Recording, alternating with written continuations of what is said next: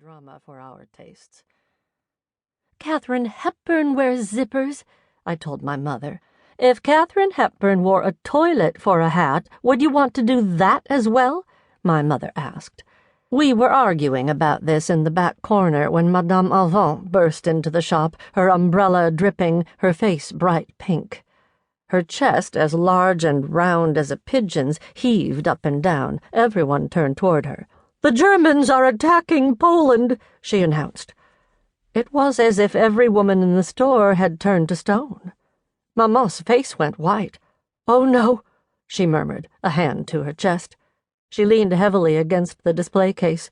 "My boys." My two older brothers were 17 and 18, and they had been champing at the bit to join the French army for what seemed like forever. Maman had insisted that they wait to be conscripted. Pierre, the oldest, argued that men who volunteered got the choicest assignments. Papa said it was inevitable that they would serve, but so far Maman had prevailed.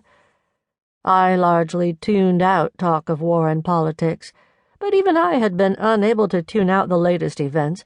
Just last week, Germany had signed a non-aggression pact with Russia, and in response, France and Great Britain had signed a pact to defend Poland.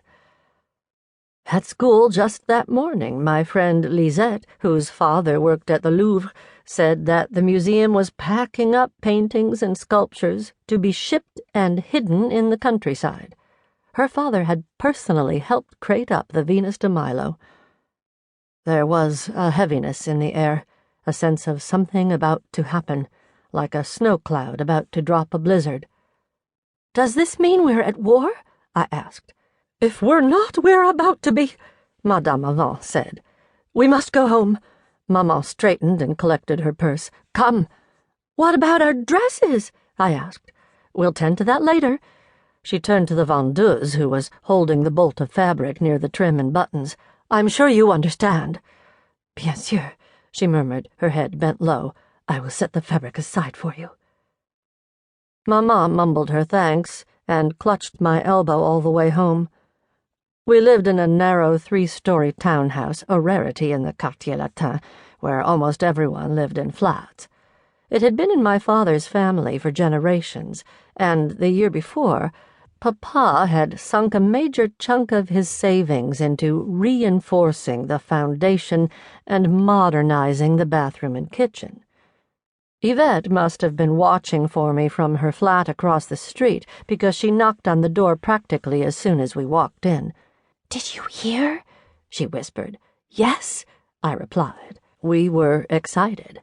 We knew it was terrible, but we were, in many ways, still children, and we felt as if we were on the brink of a grand adventure. Despite what everyone said, war seemed terribly thrilling and glamorous. All those men in all those handsome uniforms, so brave, so dashing, so ready for love.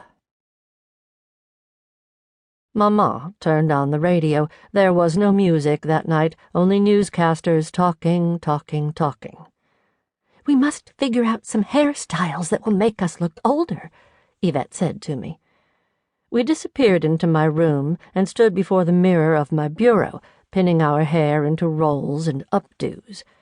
Yvette and I were practically sisters. Our parents were best friends, and we had known each other all our lives.